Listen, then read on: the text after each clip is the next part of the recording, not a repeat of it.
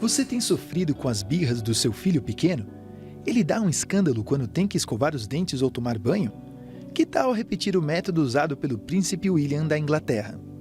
Sempre que vai falar com o filho, o príncipe Jorge, ele se agacha. Essa é uma técnica de educação, a escuta ativa, registrada pela primeira vez lá pela década de 1950 nos Estados Unidos. Ao se agachar, você conversa com a criança no nível dela, para que se sintam realmente ouvidas. Muitas vezes, os pais querem a obediência imediata, mas não entendem que a criança não conhece o mundo dos adultos. Alguns pais partem para as ameaças ou castigos, mas acabam fazendo com que os filhos tenham medo deles. Claro que não estamos falando que não é para pôr limites aos filhos. Eles têm que entender que não podem tudo. Vão se frustrar com algumas atitudes dos pais, mas isso é normal. Caso contrário, vão crescer querendo impor sempre seu ponto de vista. A questão é como colocamos esses limites. É preciso educar com amor e com o objetivo de tornar nossos filhos pessoas conscientes e não frustradas. Algumas pequenas técnicas, de comunicação com os filhos. Tem gente, por exemplo, que fala de cima para baixo, ou então que aponta o dedo e fala com aquela, determinação, que não é uma autoridade, Às vezes é uma imposição. Bom, a gente vai aprendendo, então, a encontrar ali o meio termo, onde a gente possa continuar a fazer as coisas de uma forma muito íntegra, mas, ao mesmo tempo, de uma forma, próxima, carinhosa. Tem um santo na igreja chamado São João Bosco, que eu tenho um carinho tão grande, que ele dizia assim, olha, às vezes você vai dizer uma coisa para um jovem, para uma criança, um adolescente, mas, o modo de dizer é muito importante. Então, entra primeiro no mundo dele. Ele gosta de brincadeiras e de jogar bola. Começa jogando bola com ele e depois senta com ele, diz assim, jogamos bola juntos, foi muito gostoso, só que agora eu queria falar um pouquinho sobre religião com você. Esse era o método de Dom Bosco. Sempre descobrir aquilo que era importante para o outro, entrar nesse mundo e ali, então, trazê-lo para perto. Mas eu acho que os pais estão um pouco perdidos também na educação, eu tenho essa leve impressão. No seu livro, padre, na página 68, o livro é Maestro da Própria Vida, da editora Ângelos, o senhor diz assim que a síndrome de Peter Pan. O que o senhor quer dizer com a síndrome de Peter Pan na questão da educação? A síndrome de Peter Pan, foi um nome dado pela psicologia justamente para aquelas crianças que, se você lembra da fábula, Peter Pan tem medo de crescer, porque ele tem medo de deixar de ser criança e sair daquele mundo onde ele está, que muitas vezes é um mundo da fantasia mesmo, Então ele tem medo de crescer. Então a síndrome de Peter Pan é essa dificuldade que as novas gerações estão tendo de crescer, sair de casa, assumir as suas responsabilidades sem depender do papai e da mamãe.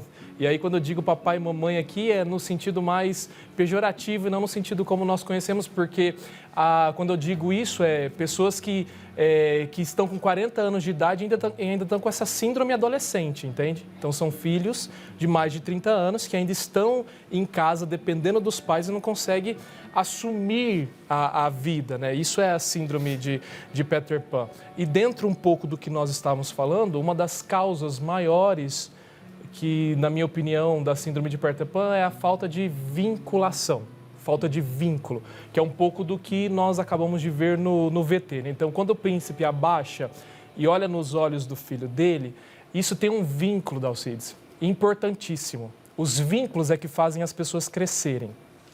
Então, por exemplo, você, na sua infância, imagino, de repente deu na sua ideia de fazer um bolo. Então, o que você fazia para fazer um bolo? Você perguntava para sua mãe ou para sua avó. Então, isso cria um vínculo, porque é um vínculo de olhar, um vínculo de ensino, alguém que pega na tua mão, que te ensina. É a professora que pega na mão da criança e faz ela escrever. Isso tem um vínculo, olhar, o abaixar e olhar nos olhos e dizer, cria um vínculo, entende? Hoje, esses vínculos que fazem o desenvolvimento da criança estão se perdendo.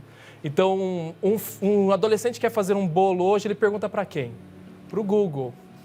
E no Google não há vinculação, há uma via de mão única. É só a pessoa que olha, é só a pessoa que ela não tem afeto, não tem uma relação de afeto, não tem uma relação própria de seres humanos iguais. Então, ele acaba, e há muitos que desenvolvem até um olhar sobre a vida como máquina. A vida é uma máquina e isso faz com que a pessoa não saiba lidar bem com seus afetos, né?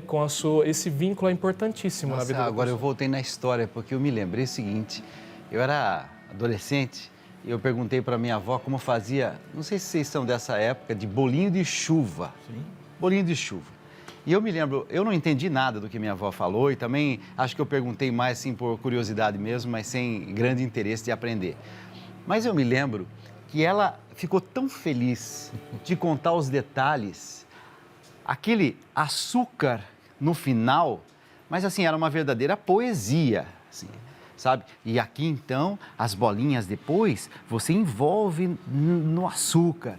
E aquilo tudo era revestido de uma magia.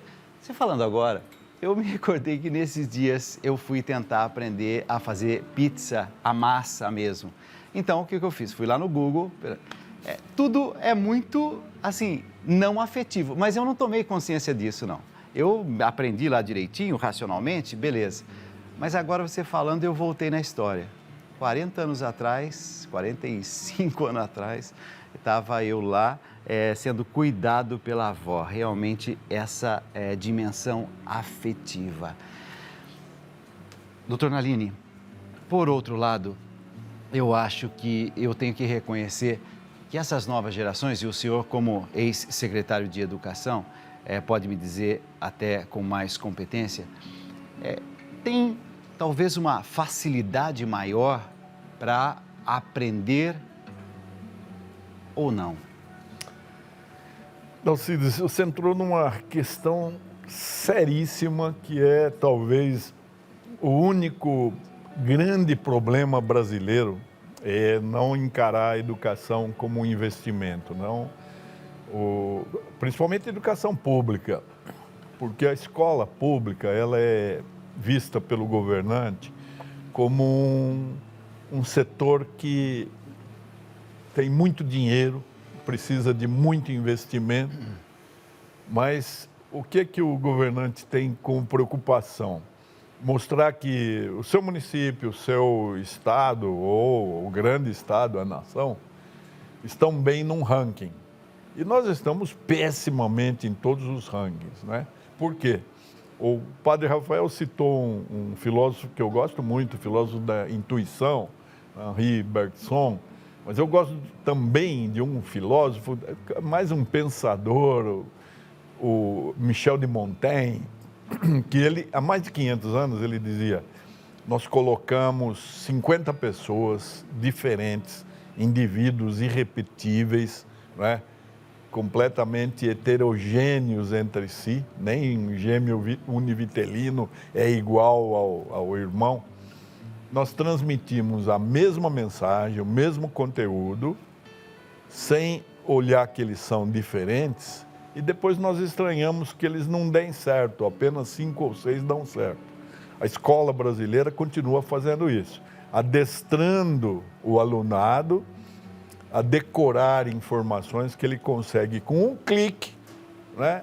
Muito mais atualizada, colorida, com som, do que aquela aula, né, que o professor vem cansado, já desalentado, porque ele não é reconhecido mais, né?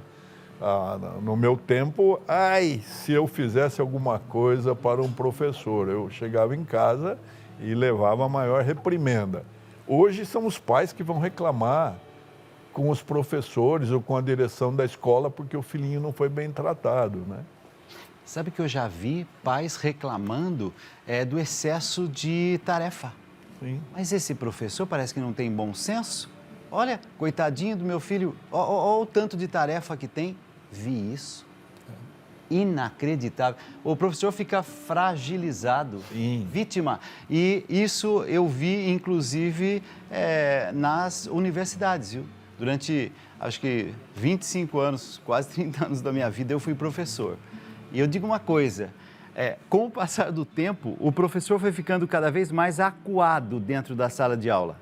Aquilo que diz, a reclamação que vem, o pai que não sei o quê, e às vezes, agora falando sobre não a questão pública, mas a questão particular, às vezes o medo que o aluno vá embora, Sim. né, que não tenha mais aquela mensalidade ali garantida, já vi também acontecer a própria assim, direção diz ao professor, olha, um pouquinho menos de exigência, os alunos parece que estão sofrendo demais com isso.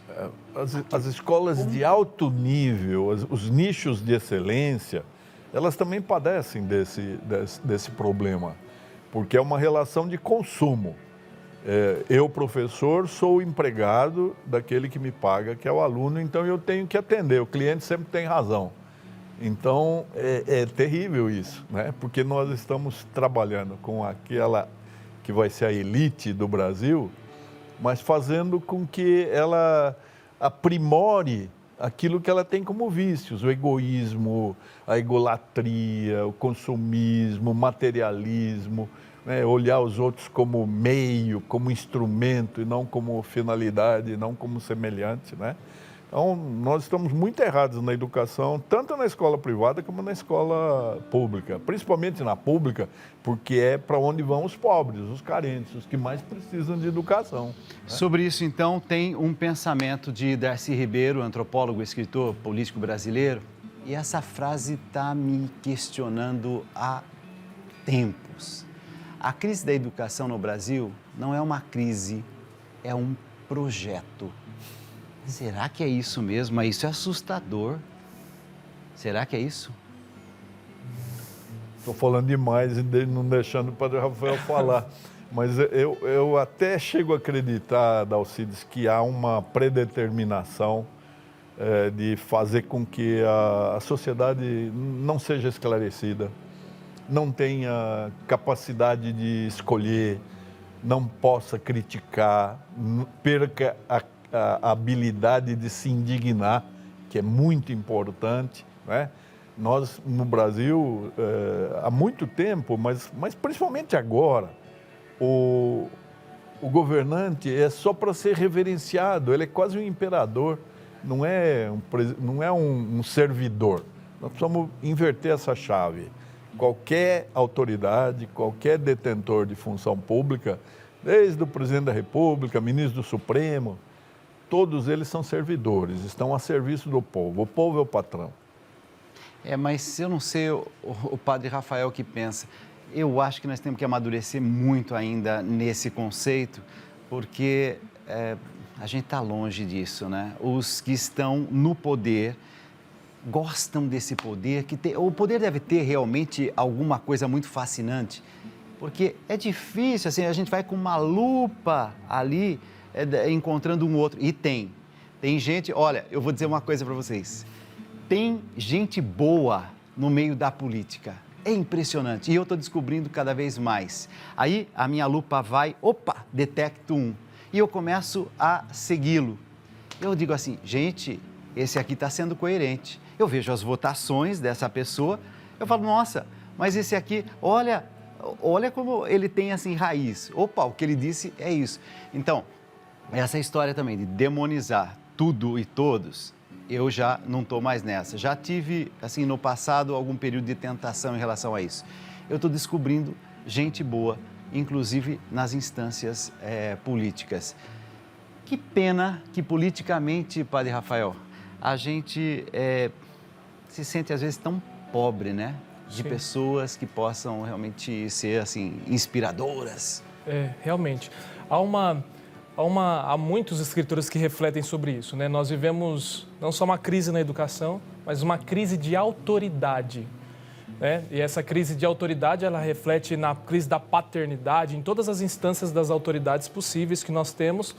E justamente por causa disso que você traz, Dalcides, o poder, ele corrompe, né? Ele causa um certo tipo de vertigem que faz a pessoa se perder, né? Há um filósofo psiquiatra vienense chamado Adler, ele O Adler ele chegou a montar a sua teoria e dizer o que motiva o homem, que movimenta o homem a fazer qualquer coisa na vida é o poder.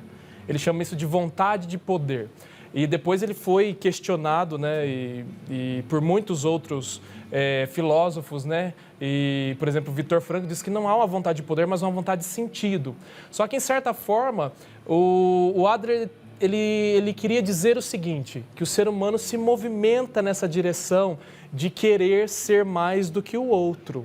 Isso parece uma tentação muito própria, né? É engraçado que Jesus, desde o início da sua pregação até a cruz, ele só ficou simplesmente dando um exemplo, né? E antes da cruz mesmo, ele dizia para os discípulos, olha, isso que vai acontecer na cruz é justamente isso aqui, ó. Ele amarra na cintura um avental e lava os pés, né? Então isso que o Dr. Nalini está trazendo, né?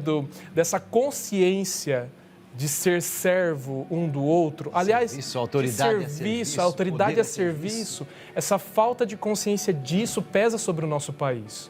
Então, autoridades autoritárias não resolvem nada, muito pelo contrário.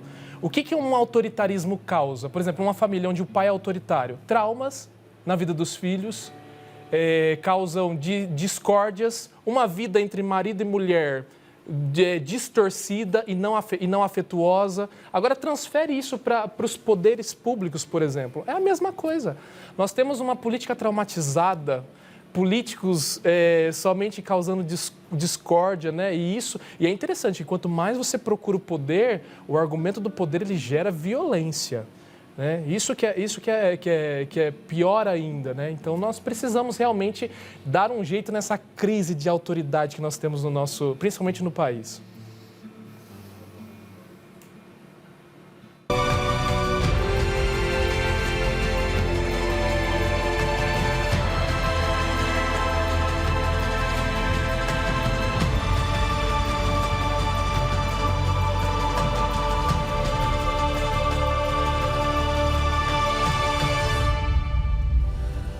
Uma hora, 13 minutos, 1h13 da madrugada, e nós aqui conversando sobre a vida, sobre as perspectivas de educação, sobre valores, e a gente aqui trocando, né, as nossas experiências, e você que está em casa certamente também se beneficiando desse encontro com dois seres humanos assim muito especiais que eu tenho, o Padre Rafael Vieira e o Dr. Nalini, que são nossos convidados nesta madrugada.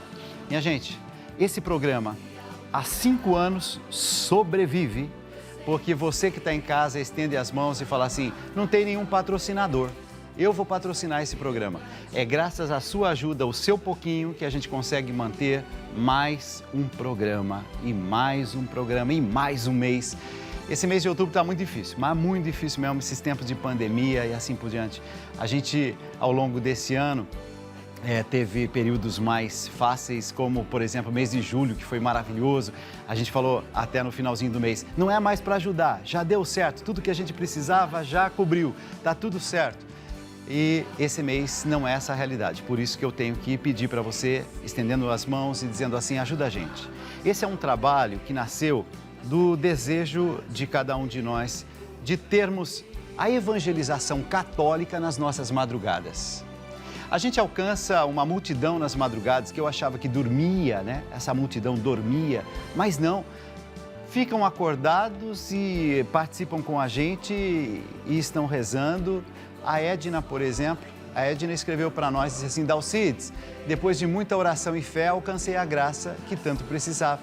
A minha pensão saiu. Maria passou à frente, agora eu sou benfeitora. Olha que bonitinha. Ela, durante algum tempo, muito aflita, disse assim, o dia que sair minha aposentadoria, eu vou ajudar com o meu pouquinho a vocês. Vocês foram um sustento naquele momento de dor, de sofrimento. Agora eu quero ajudar vocês.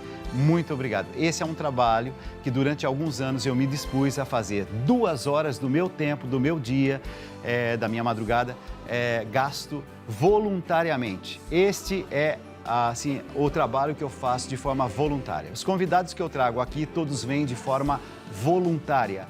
Então, se você agora fizer qualquer contribuição para ajudar o nosso projeto, você não está direcionando nem um centavo, nem para os meus convidados, nem para mim. Por que isso? porque durante alguns anos eu achei que era possível fazer dessa forma e eu quero fazer. Só que tem uma coisa, nesse minuto tem um satélite trabalhando para nós e nós estamos alugando esse satélite. E gente, se alugar um carro, faça a experiência aí, aluga um carro por uns dias e fala, nossa, não é fácil não, né? Não, alugar um satélite é ainda mais complexo. Então nós estamos alugando um satélite para que essa imagem chegue a todos os cantos do Brasil. Volto a dizer, a única coisa que eu quero é que esse programa se mantenha para ser companhia para as pessoas que mais precisam nas madrugadas. Não tem aqui nenhum interesse pessoal. A única coisa que eu quero é que esse programa toque corações, vidas, que desperte, sabe, assim, coisas boas, que a gente traga informação, que a gente ajude você naquele momento mais difícil que você vive. Eu tenho certeza de uma coisa, tudo isso tem sido abençoado pelas mãos de Deus, porque nós estamos há 5 anos fazendo todos os meses, no finalzinho do mês, aquele suspiro assim, ai, ai, ai, como é que vai ser? E todos os meses a gente tem conseguido cumprir. E quando a gente não consegue, como foi no mês retrasado, a gente empurra um pouquinho, como a gente faz em casa, empurra um pouquinho para o mês seguinte. Esse é um projeto muito sério. Eu olho na sua face e digo para você, ó, pode olhar nos meus olhos. Isso tudo que eu estou falando é de verdade. Por isso que eu peço, se você aceita estar conosco nesse grande movimento chamado Juntos pela Vida, venha comigo. 0 operadora 11 4200 8080 ou pelo WhatsApp 97061 0457. Tudo isso nasceu 5 anos atrás porque eu e mais algumas pessoas aqui na Rede Vida percebemos uma coisa. As pessoas não dormem, muitas pessoas não dormem e ficam procurando nos canais. E eu tenho um respeito e um carinho muito grande aos meus irmãos evangélicos e aplaudo o trabalho que eles fazem nas madrugadas de evangelização. Sou, inclusive, amigo de alguns deles. Mas eu queria um programa católico, sabe? Que a gente pudesse pegar o terço assim nas mãos e falar de Nossa Senhora. Eu queria, como a gente tem feito toda sexta-feira, de sexta para sábado, vamos celebrar a Eucaristia? E Dom Fernando Figueiredo vem, celebra a Eucaristia aqui com a gente nas madrugadas. Como a gente pode falar dos valores católicos numa emissora católica, numa madrugada, sem ter que só ficar reprisando as coisas que passaram durante o dia? Vamos fazer um programa especial, com conteúdo exclusivo nas madrugadas, inédito. E a cada madrugada a gente tem feito isso. Já são quase 2.000 programas que fizemos. Muito obrigado a você que ajuda a gente a manter esse verdadeiro milagre, né? Porque surgiu de um sonho, mas um sonho transformado em realidade. Se você vem junto com a gente, nós vamos nesse dia 28, hoje já é dia 27, hein? Dia 28, a gente vai consagrar todos os nomes a São Judas Tadeu.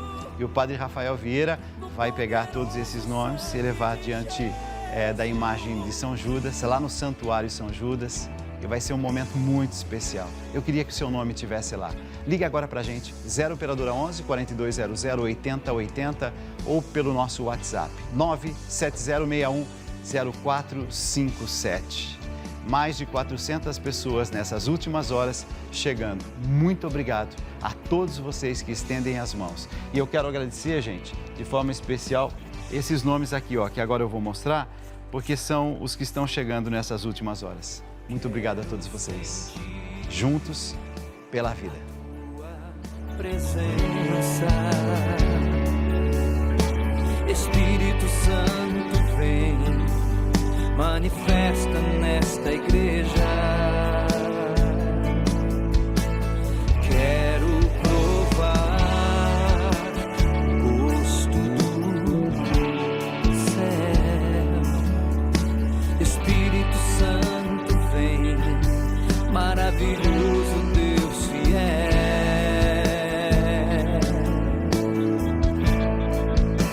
Senhor, eu creio que podes curar. Toca em mim, Senhor, eu creio nas tuas santas chagas. Me lava com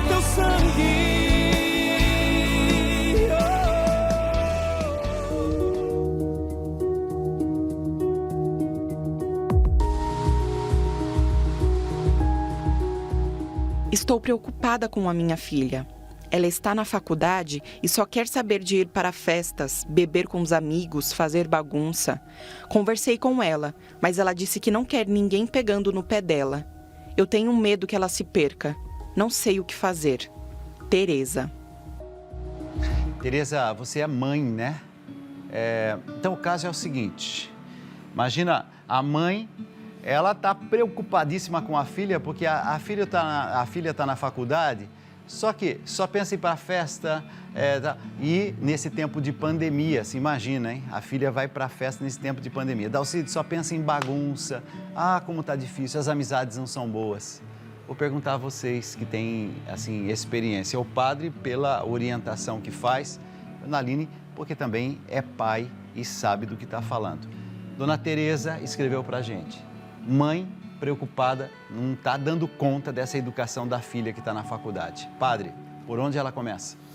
Olha, Dona Tereza, festas, bebedeiras, elas dizem algo para nós. O que tem lá?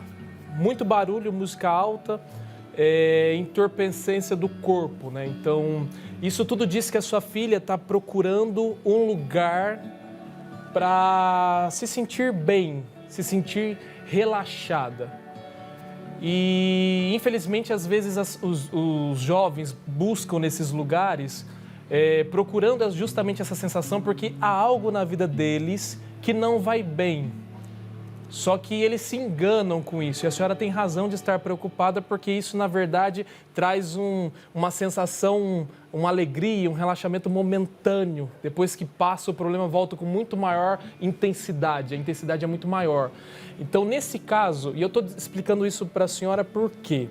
Porque nesse caso específico, você precisa tentar, como mãe, usar a sua intuição e procurar do que ela tem, que tem corrido, do que ela tem corrido, o que tem oprimido ela, por que ela corre para esses lugares procurando um certo tipo de alegria que ela não está encontrando na vida.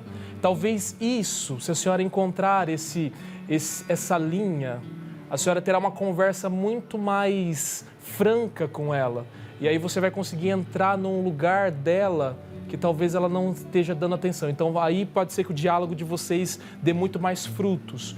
Porque a cobrança em si, você ir lá e cobrar, simplesmente dizer que não pode, enfim, isso, às vezes, a cobrança se torna muito vazia.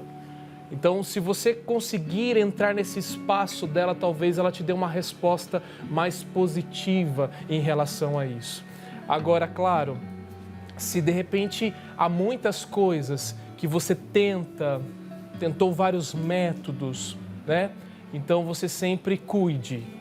Mas lembre-se que ela, se principalmente já tiver mais de 18 anos e for adulta, lembre-se sempre que ela precisa arcar com as responsabilidades com a vida dela, porque hoje ela faz faculdade e amanhã ela vai precisar dessa faculdade para ser uma boa profissional na sua vida.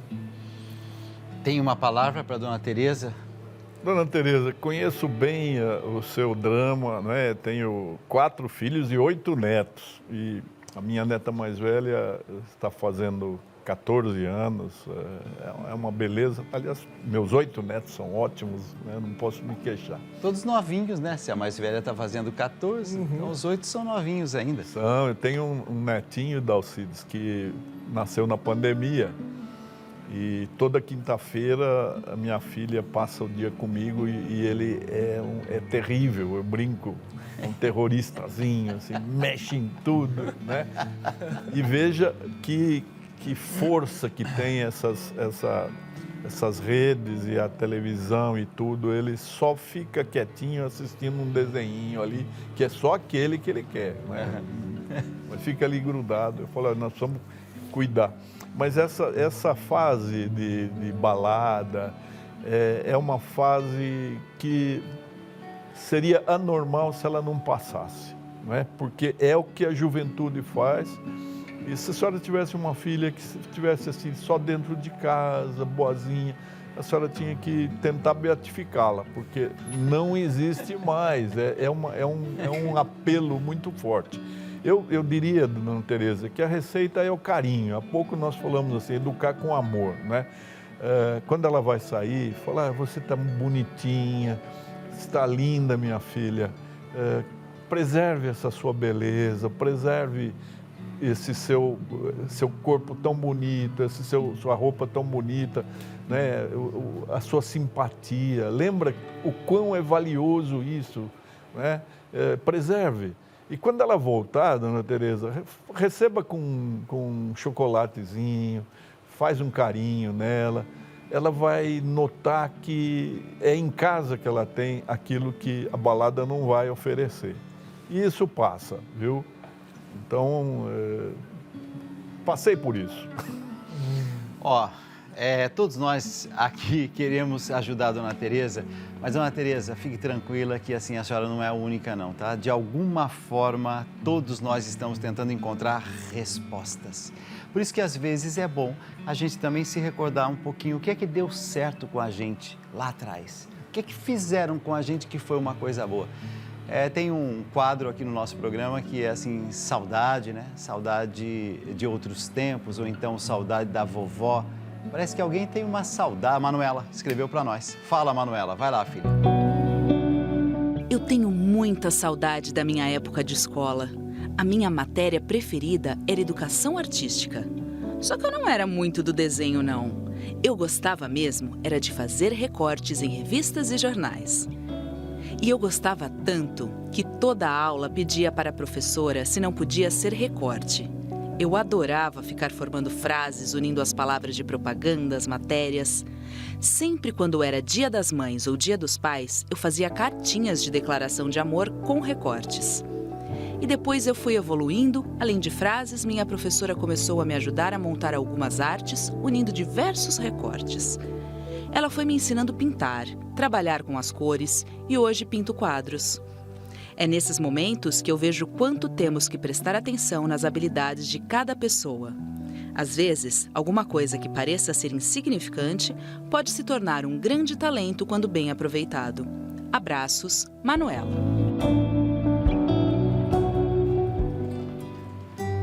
Tem uma música bonita. Nem sei se eu vou me lembrar da letra, mas o finalzinho dela diz que tudo aos poucos vai assim perder o brilho, perder a cor, né?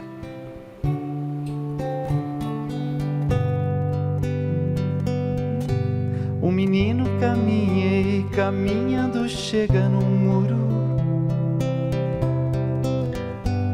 e ali logo em frente, a esperar pela gente, o futuro está.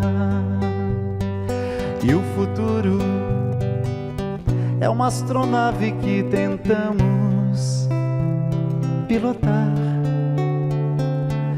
Não tem tempo, nem piedade, nem tem hora de chegar. Sem pedir licença, muda a nossa vida e depois convida, né, a rir ou chorar. Nessa estrada não nos cabe conhecer ou ver o que virá. O fim dela ninguém sabe bem ao certo onde vai dar. Vamos todos numa linda passarela de uma aquarela que um dia enfim descolorirá. Ei, genial isso, né? Ei, ei, ei. Descolorirá. Mas essa nossa tentativa de, assim, controlar o futuro, né? Não temos essa falsa ideia que a gente pode controlar esse futuro? Eu me vejo, às vezes, fazendo planos, tal, mas como é que vai ser daqui a 5 anos, as coisas, daqui a 10 anos, tal coisa. Quem sou eu? Como disse Jesus, né? Vocês não sabem o dia de amanhã, meus filhos. O homem planeja e Deus sorri. Exato. O homem planeja e Deus sorri. Diz, bobinhos, bobinhos. O padre, vamos começar por aí. Quando você citou Viktor Frankl e disse assim, ele colocava a questão do sentido. Ora, ele estava num campo de concentração, de repente viu que a família já não existia mais, não tinha mais ninguém, nenhuma referência. Só que ele observou uma coisa fundamental. Aqueles prisioneiros que alimentavam algum sonho, algum motivo, tenho que voltar para casa, cuidar dos meus filhos, são ainda pequenos, tenho que voltar para casa porque minha mãezinha está precisando de mim. Mesmo que fosse no território apenas da imaginação, eram esses que, se tivessem o privilégio de não ser atingidos por uma bala, esses seriam aqueles que conseguiriam sobreviver. E depois o estudo que ele faz vem confirmar isso. É preciso ter algum sentido para acordar pela manhã. Às vezes são motivos nobres, né? Às vezes são motivos quase nobres, mas é preciso ter algum motivo. Para quem está em casa, para entender isso, o que é acordar? Hoje é dia 27, muito bem, madrugada, 1h30 da manhã. Daqui a pouco tira um sonequinha, tá um soninho aí, vai acordar pela manhã. Relógio despertou, 7 horas, opa, pula da cama. O que é motivo para poder viver? Olha, isso é interessante, Dalcides, porque assim, o Viktor Frankl, ele dizia assim que as pessoas geralmente não iam para o fio, né? Ou seja, não se jogavam na cerca elétrica. Geralmente eram aquelas pessoas que pensavam no que estaria fora dali, no que esperava, o que estava esperando em casa, por exemplo, ou o que ela poderia fazer fora dali, né? Isso é muito interessante. Isso é motivo, é quando você olha para as circunstâncias da sua vida, para as situações da vida e você descobre o sentido que está por trás daquilo. Então, se eu for levantar às 7 horas da manhã só porque tem que levantar às 7 horas da manhã, isso não me motiva. Eu não tenho coragem de levantar às 7 horas da manhã. Agora, se eu tenho um porquê, olha, se eu levantar às 7 horas da manhã todos os dias, isso vai me fazer com que, sei lá, eu me torne um homem mais organizado, melhor, ou isso vai garantir uma qualidade de vida melhor para minha família. Vou construir a minha casinha. Vou construir a minha casa. Então, isso é motivo. Então, eu tenho um porquê fazer aquilo. E é isso que gira, né, a roda interior do ser humano. É quando ele tem essas coisas que estão fora. O que o ser humano precisa descobrir é que o sentido está fora dele, não está dentro. Geralmente as pessoas ficam procurando dentro. Aí quando ela procura dentro, ela se depara com sentimentos ruins, às vezes com a falta de vontade. Dentro de você tem tudo isso. Aí quando você impacta a sua falta de vontade com aquilo que está fora, com aquilo que eu vou alcançar lá, aí isso movimenta. É como se fosse uma tensão, né? Sabe quando duas coisas se chocam? Então o coração parou de bater e de repente o médico vai lá e coloca choque fora de você e seu coração volta a bater? Você choca essas realidades da vida. Então você choca aquilo que você talvez não tenha com aquilo que está fora e você pode alcançar. E nesse choque o coração bate, a vida vibra, você vai, a vida ganha sentido, ganha cor, você ganha coragem. Ganha força de levantar da cama. A pergunta teórica foi feita para o padre. Vamos fazer a pergunta prática agora para o doutor Nalini. Doutor Nalini, tocou o despertador. O senhor tem cara de quem acorda cedo. Vai lá, 6h30 da manhã, tocou o despertador. E aí o senhor pensa assim, o que vai me dar sentido? O que dá sentido hoje, depois de toda essa caminhada que o senhor fez? Gente, eu estou falando de um homem que escreveu mais de 20 livros, foi secretário de Educação, foi presidente do tribunal aqui em São Paulo. Quando, assim, o senhor olha hoje, o que é que dá sentido? Acreditando que a sua vida hoje está mais calma, mais serena, menos impactante. Dalcides, não está. É incrível. Falaram que essa seria a era da ociosidade. O Domênico de Masi falou, olha, o ócio, o prazer. Não, eu me aposentei como desembargador para assumir a Secretaria da Educação, depois de 40 anos de magistratura, mais 4 anos de Ministério Público. Dou aulas desde 69, já sou professor aposentado, mas continuo dando aula com muita alegria, agora só orientando mestrandos e doutorandos que sabem muito mais do que eu, né? Eu aprendo com eles. Mas eu tenho um pedacinho de terra que eu comprei para restaurar, para recompor a natureza, né? Então eu faço mudas, eu semeio, eu planto, eu acompanho o crescimento e tenho Graças a Deus, minha família inteira é assim. A minha mulher gosta de abelha, então ela mesma colhe o mel, né? Eu já não gosto, já tenho um pouquinho de medo de abelha, né? Mas cada um no seu... né? Meus filhos gostam muito de cavalo, meus netos também. Então, eu tenho uma vida plena e acordo, você não imagina, nos jardins, que eu já brinquei falando que são jardins de caçamba, né? Que só tem demolição, mas eu acordo com o sabiá. O sabiá começa a cantar 3 horas da manhã. Eu durmo muito pouco, né? Então, eu fico lendo, fico assistindo você, fico escrevendo, né? Então, eu só sinto assim que nós tenhamos muito pouco tempo para fazer tudo que a vida oferece, né? Eu insisto muito com as pessoas que me ouvem, você tem algumas décadas para justificar a sua vinda neste planeta. Algumas décadas, não mais. Quem completa 100 anos já está ali combalido, etc., né, em regra. Mas você precisa fazer com que cada dia você seja um pouquinho melhor, né? A nossa vocação é a perfectibilidade, ou seja, nós somos criaturas falíveis, mas nós temos assim essa cenourinha amarrada em cima do carrinho que nós vamos levando, ela está sempre por ser alcançada. Mas é isso que nos impulsiona, como o padre Rafael falou, né?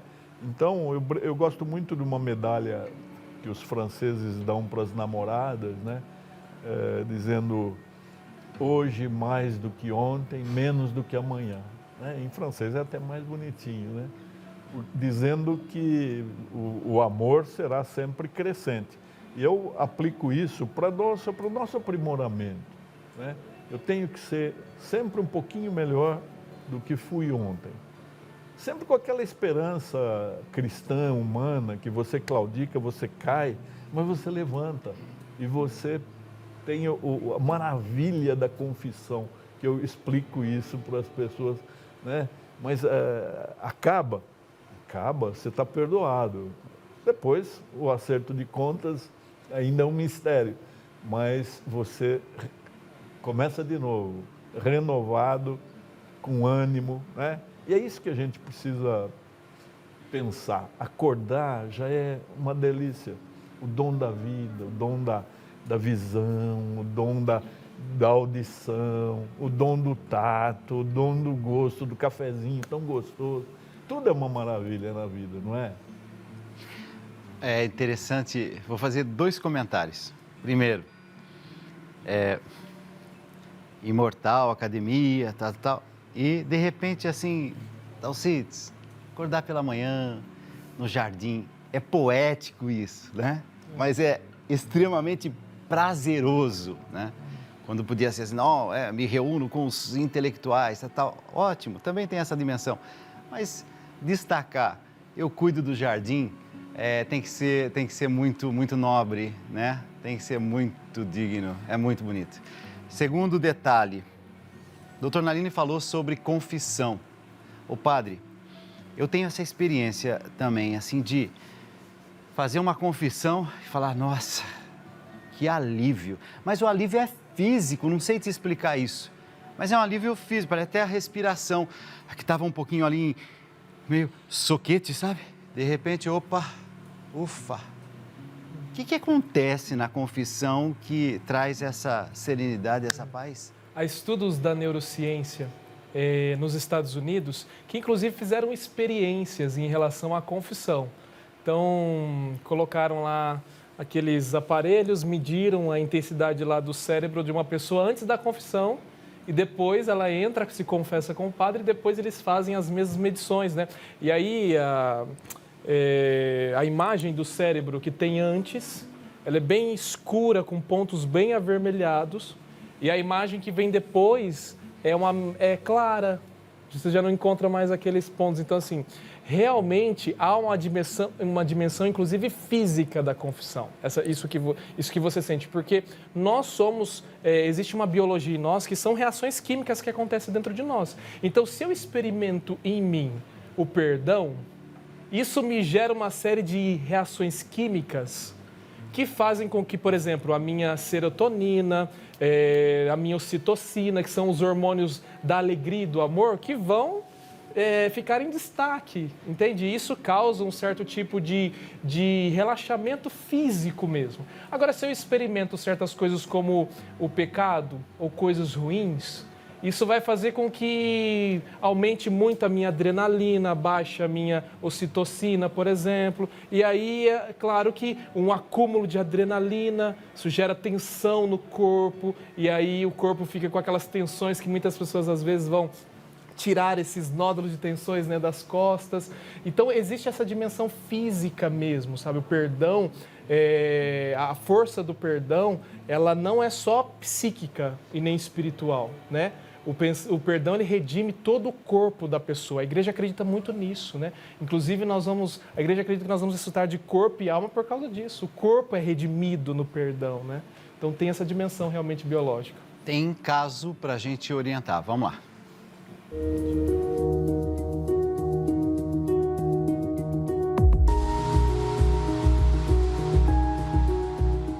Sinto que estou sendo perseguido no meu trabalho. Algumas coisas de minha responsabilidade andam sumindo. Sei que existem pessoas que querem me prejudicar, mas não tenho como provar. Estou com medo de que aconteça alguma coisa e eu perco meu emprego. Não sei o que fazer. Alexandre. Bom, Alexandre, nós estamos aqui não apenas com alguém que entende de lei, mas alguém que teve que ter o discernimento necessário durante décadas para dizer, opa, isso aqui é desse jeito, isso aqui é daquele outro jeito. Doutor Nalini, e aí? Ele está meio desconfiado que estão mexendo nas coisas dele, ele está incomodado, ele não sabe se fala alguma coisa, se fica quieto, se muda de emprego. Alexandre, eu entendo bem você e você tem razão, está assim angustiado, né? Numa época em que nós temos praticamente 15 milhões de desempregados, né? Em que há outros milhões de subempregados, há os informais, aqueles invisíveis, eles são bem visíveis, nós é que não queremos enxergar. Então você tem um ambiente realmente hostil no trabalho, né? Mas você precisa, talvez, conversar com o seu chefe, com o seu imediato, né? Você precisa tomar mais cuidado. Como é que essas coisas desapareceram? Você é atento àquilo que é da sua responsabilidade, né? Pense se você, no seu ambiente de trabalho, foi um agregador, alguém que procurou ser amigo dos colegas, ou se agora alguma atitude sua, até às vezes de reserva, de timidez, não causou essa reação.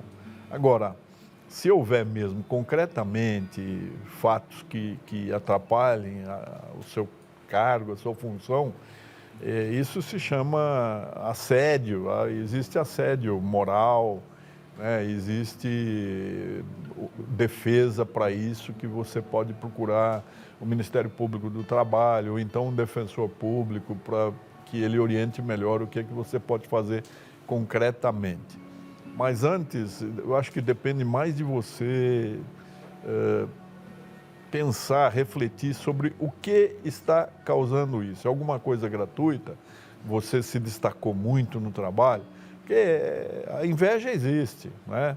E a competição faz com que aquele que você pensa que é teu amigo esteja puxando o teu tapete para tomar seu lugar. Nós temos aqui 2 potes, padre. Tem o azul e o vermelho. Escolhe um deles. Pode ir lá, pode ir lá. Pode ir lá? E dentro desses potes tem sempre casos, né? São casos, vamos ver, mais complicados ou então casos muito simples. Vamos ver se vamos complicar ou se vamos simplificar. Pode ler, pode ler. Obrigado, padre. Tudo parece estar ruim, acabado. Nada faz sentido na minha vida. Eu me preocupo demais com as outras pessoas e acabo vivendo a vida delas. Meus pais não me amam e eu tenho vontade de chorar muito e às vezes até duvido de Deus. eu gostaria que me desse um conselho. Beatriz. Beatriz escreveu para nós, olha, você pode escrever, viu, o seu caso, sua necessidade, aquilo que você gostaria de uma orientação. O nosso site é pelavida.redevida.com.br e a gente vai recolhendo todos esses casos e vai trabalhando também em cada programa alguns desses casos. E aí, padre? Olha, sem ver a pessoa, né, e entender um pouco mais desse drama que ela está sofrendo, me parece muito que há um problema aí, Beatriz, na sua própria identidade. É você que não reconhece o seu valor e acredita por isso que as pessoas não reconheçam o seu valor também. Acontece muito na nossa vida. Muitas vezes nós olhamos para nós e temos dificuldades de olhar para as nossas qualidades e acabamos olhando só para os nossos defeitos. E isso causa em nós justamente esse tipo de comportamento. Então eu penso que eu não dou conta das coisas da vida ou que o meu jeito de fazer é muito diferente dos outros. Então eu acabo vivendo a vida dos outros, fazendo do jeito dos outros e vou me perdendo nesse processo. O que eu te orientaria é olhar-se no espelho da sua vida e olhar no espelho da sua casa mesmo. E começar a ver em você, enxergar em você o que há de bom. E comece lá primeiro, Deus te criou, te ama, começar a olhar e valorizar o que tem em você, o que é você. E começar a fazer as coisas do seu jeito. Mesmo que isso às vezes levante críticas, né? Suportar um pouco as críticas das pessoas, para você, de novo, resgatar essa dimensão do amor próprio. A minha intuição é que você perdeu o amor próprio e por isso agora está dependendo que as pessoas em volta te amem para você se sentir bem. E você tem que descobrir que o amor das pessoas é limitado, das pessoas em volta, né? E que elas vão te amar cada vez mais a partir do momento que você se sentir mais amada. Eu tenho um programa aqui pela Rede Vida às 11 horas da manhã, das 11 ao meio-dia, ao vivo. E das 4h15 às 5 da tarde, também ao vivo. O programa se chama Escolhas da Vida. Nesses dias, Dom Fernando Figueiredo esteve conosco e saiu ali no meio da conversa a questão de pobreza, riqueza na Bíblia. Dom Fernando, conheça um trechinho do nosso programa. Vai lá. O que significa na Bíblia, de fato, a pobreza. Pobreza não é só agora não ter isto ou aquilo. Né? Porque muitas vezes nós necessitamos de objetos, de realidades, do alimento, tantas coisas para a nossa vida, para a nossa sobrevivência, para nós nos colocarmos no mundo em que vivemos. Mas pobreza é algo muito mais profundo. Que seria, Alcides? Pobreza está lá dentro de nós. São Francisco vivia no seu interior a pobreza. Pobreza é, como diz a bem-aventurança, bem-aventurados os pobres em espírito. Era a pobreza espiritual. Ser interiormente livre. Tão simples. Você que está acompanhando, você não gostaria de ser interiormente livre? Isso é a pobreza espiritual. Livre do quê? Você livre diante de todas as coisas, até dos seus pensamentos, até das suas teimosias, sobretudo. Ficar livre. Ora, você começa a cantar a liberdade, cantar a comunhão, cantar a natureza. Isso era Francisco de Assis. Eu entendi o que o senhor está falando. Às vezes a gente tem possibilidade de, assim, ter muita coisa na vida. Sei lá, estou falando aqui de uma pessoa rica, por exemplo. Ela pode ser pobre interiormente, ou seja, ela não está apegada. Ou tudo para ela não é essas coisas, tudo que ela tem, mas é o próprio Deus. E é por isso que o coração dela é livre. Ela não depende dessas coisas todas e ter um saldo bancário, não sei de quanto, o acumular. É uma pessoa que dorme em paz, porque ela sabe que ela está nas mãos de Deus e tem o suficiente para poder viver. Aí você também compreende que o pobre, aquele que é pobre, materialmente pobre, pode ser rico, porque ele possui pouco, mas aquilo está tão ligado, tão dependente daquela realidade, que ele se torna escravo daquela... Mesquinho, escravo daquele bem, E com isso, ele não tem essa liberdade interior. Ser livre é, portanto, tendo aquilo, mas está diante daquilo louvando ao Senhor. Mas aquele que possui muito, essa liberdade, ele é capaz de ser o quê? Solidário com os outros.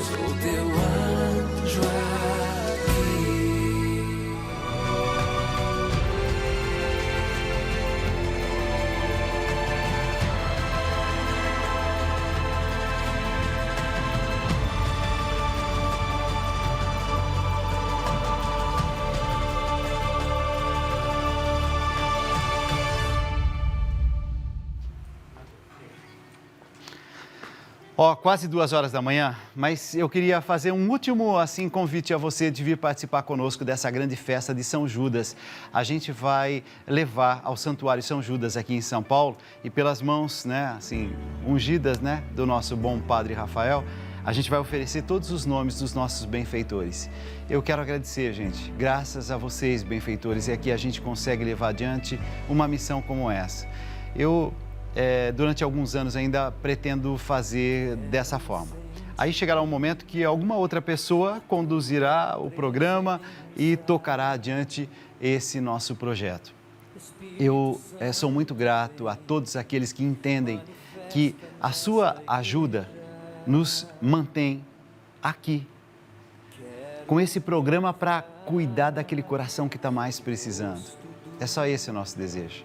E é por isso que se tem, custos, com profissionais envolvidos, uma tecnologia necessária, a manutenção das antenas gigantescas espalhadas por esse Brasil afora da Rede Vida.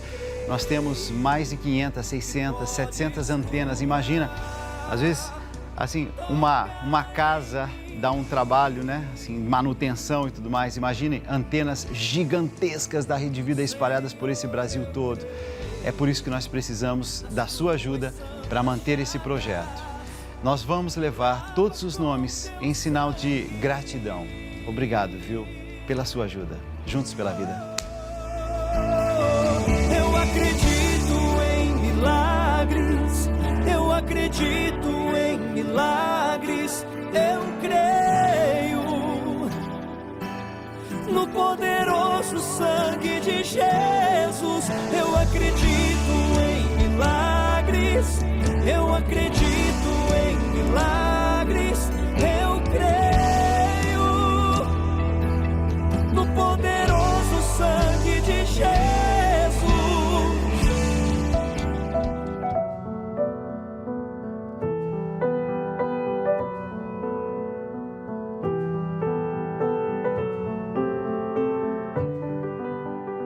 Com esperança, venho te pedir, Senhor, a paz que restaura os corações aflitos. Desejo a paz que cura as feridas e tranquiliza as emoções agitadas. Me cubra com o manto da serenidade, me ilumine com a luz da bondade e acalma minhas tempestades interiores. Me ensine, Senhor, a lição das flores que desabrocham, espalhando a beleza da vida. E o perfume suave, sem nada pedir em troca. Que os ventos da maldade alheia não ofusquem a beleza da caridade. Que os espinhos do julgamento sejam professores para aqueles que ainda precisam aprender a graça de se deixarem florescer de bondade. Em tuas mãos, deposito minha esperança de ser para todos o que tu és para mim. Uma fonte inesgotável de misericórdia e de paz. Onde adentro agora, para purificar com teu amor minha alma aflita e cansada. Amém. Amém. 1h54 e eu quero agradecer mesmo, de todo o coração, Dr. José Roberto Nalini. Obrigado, Nalini, por tudo, É um homem bom, E eu gosto de me cercar de pessoas boas. Eu gosto de gente que tem valores e que fala de um jeito fácil também, para que todos nós entendamos, E o Padre Rafael Vieira, muito obrigado, Padre. Conduz a oração da noite para nós? Conduzo. Vamos.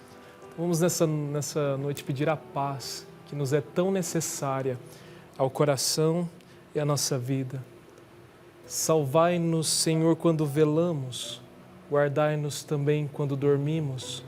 Nossa mente vigie com o Cristo, nosso corpo repouse em sua paz. Que o Deus de bondade te conceda a graça da saúde do corpo e da alma. Ele que é Pai, Filho e Espírito Santo. Amém. Amém. Uma boa quarta-feira para todos. E olha, dia 28, amanhã, nós vamos viver um dos momentos mais assim tocantes de consagração dos nomes, de consagração dos corações, das intenções, dos pedidos, das famílias, diante da imagem de São Judas Tadeu. E eu queria convidar você para viver com a gente essa festa. Basta ligar agora, 0 operadora 11 4200 8080. Fiquem na paz, um bom dia a todos. E para aqueles que têm oportunidade agora de descansar um pouco, bons sonhos e bom sono. Tchau. Ele não pode pôr limites no seu amor, pois sabe até onde vai todo pecador. Lágrimas são suor de almas que lutam só. Só Deus pode entender o que te causa dor. Pensa no seu Senhor, recorra ao seu amor e creia, Ele é fiel, justo é o seu amor. Pare de se maltratar, não queira aos outros culpar. Diga por hoje não, por hoje eu não vou mais pecar. Estenda a sua mão e abra o seu coração. Volta pro teu Senhor e se abra